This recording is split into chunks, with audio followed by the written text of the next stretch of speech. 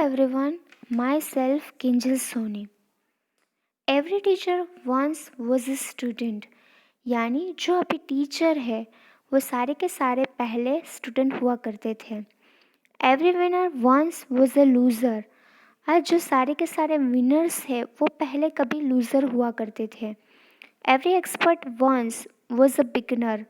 जो अभी एक्सपर्ट है जो चीज़ करते हैं उसमें उसका 100% होता है, लोग उस पर ट्रस्ट करते हैं, वो पहले बिगिनर यानी शुरू करने वाले हुआ करते थे. But all of them crossing the bridge called learning. ये सारे के सारे ने पहले एक ब्रिज को क्रॉस आउट किया है, ब्रिज को पार किया है, और वो ब्रिज है लर्निंग का यानी सीखने का.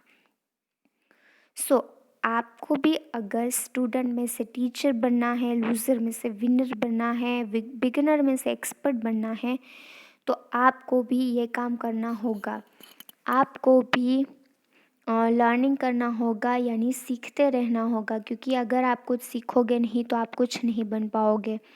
अगर आप फ्यूचर में कुछ भी बनना चाहते हो, पायलट है, एयर होस्टेस है, या फिर पुलिसमैन है, कोई भी प्रोफेशन में आप जाना चाहते हो, तो कीप लर्निंग, क्योंकि लर्न करोगे तो सीखोगे, सीखोगे तो कुछ बनोगे.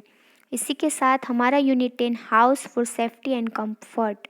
हमारा हाउस जो हमें सेफ और कंफर्ट लेवल में रखता है. First of all hard words. HOUSE house यानी घर. PERMANENT परमानेंट यानी ये ऐसा हाउस जो बहुत सालों तक टिकता है, और वो मोस्टली ब्रिक्स, सीमेंट, स्टोन्स और स्टील से बना हुआ होता है. TEMPORARY टेम्पररी, ये ऐसा हाउस है जो बहुत सालों तक नहीं टिकता है, वो कुछ दिन या महीनों के लिए ही होता है, और वो मोस्टली बैम्बू, वुड, मड और इन सब चीज़ स्ट्रॉ उसमें से बना हुआ होता है. MOVABLE मूवेबल, यानी ये हाउस वो हाउस जो एक जगह से दूसरी जगह हम उसको लेकर जा सकते हैं.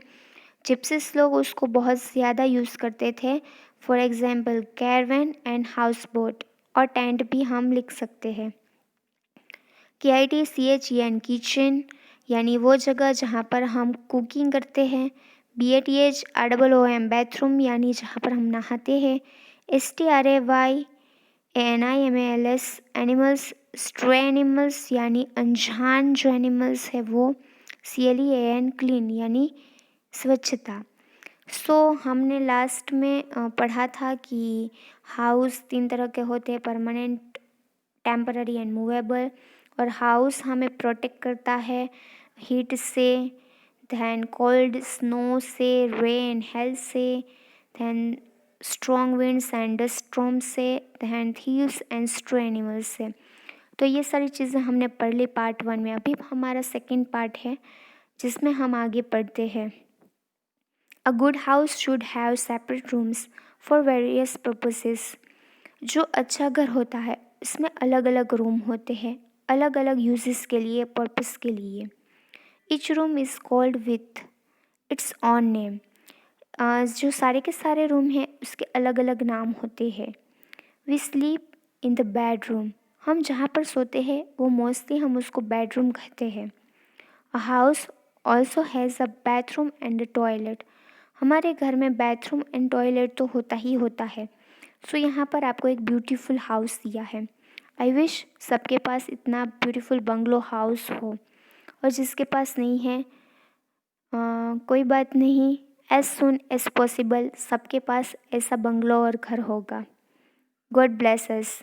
Okay, next. We cook food in the kitchen. हम किचन में खाना पकाते हैं. We spend the time with our family members and friends in the drawing room. हम हमारे फैमिली मेम्बर्स और फ्रेंड्स के साथ टाइम बिताते हैं, और वो रूम होता है हमारा ड्राइंग रूम. ड्राइंग रूम में मोस्टली टेलीविज़न होता है, फिर जो म्यूज़िक प्लेयर होता है, सोफ़ाज़ होते हैं, तो वो हमारा फ़न टाइम होता है, वो हम वहाँ पर बिताते हैं.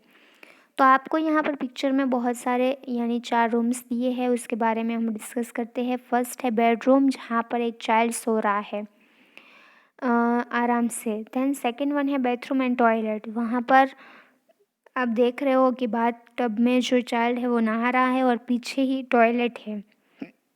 थर्ड है ड्राइंग रूम, जहाँ पर बैठ के सब टेलीविज़न देख रहे हैं और फन टाइम अपना फैमिली टाइम एंजॉय कर रहे हैं।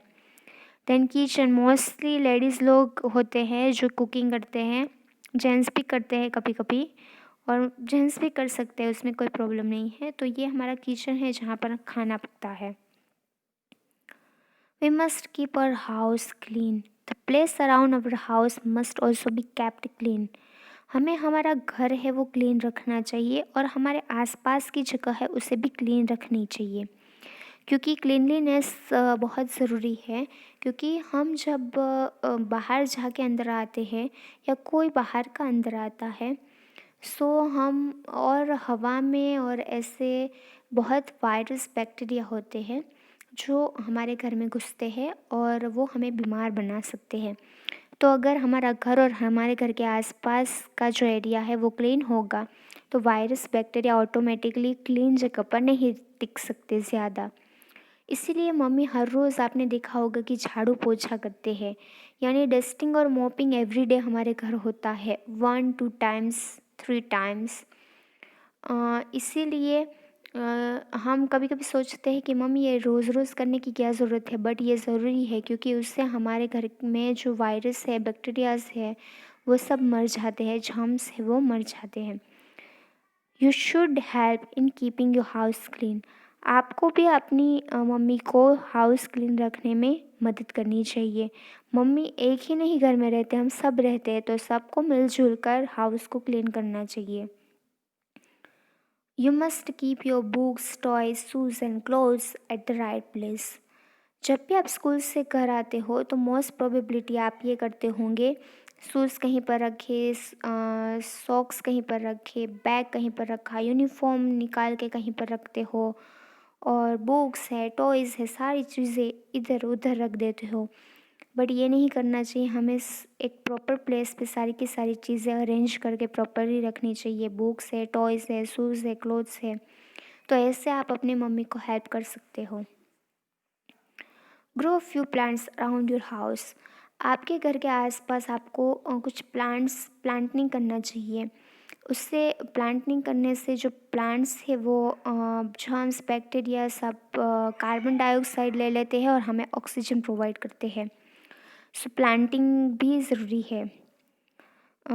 यहाँ पर आपको 3 पिक्चर दिए है जहाँ पर क्लीनिंग द फ्लोर एक बच्चा है, वो फ्लोर को क्लीन कर रहा है। क्लीनिंग द वॉल एक गर्ल है, वो वॉल को क्लीन कर रही है।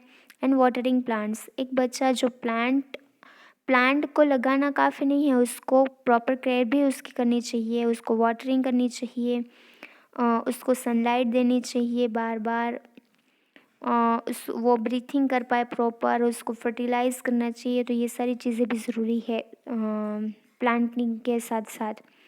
तो हमें हमारा घर ऐसी जगह पर रखना चाहिए जहाँ पर डायरेक्ट सनलाइट आती हो। तो सनलाइट है वो जर्म्स बैक्टीरिया होते हैं, वायरसेस होते हैं, उसको ख़त्म कर देते हैं।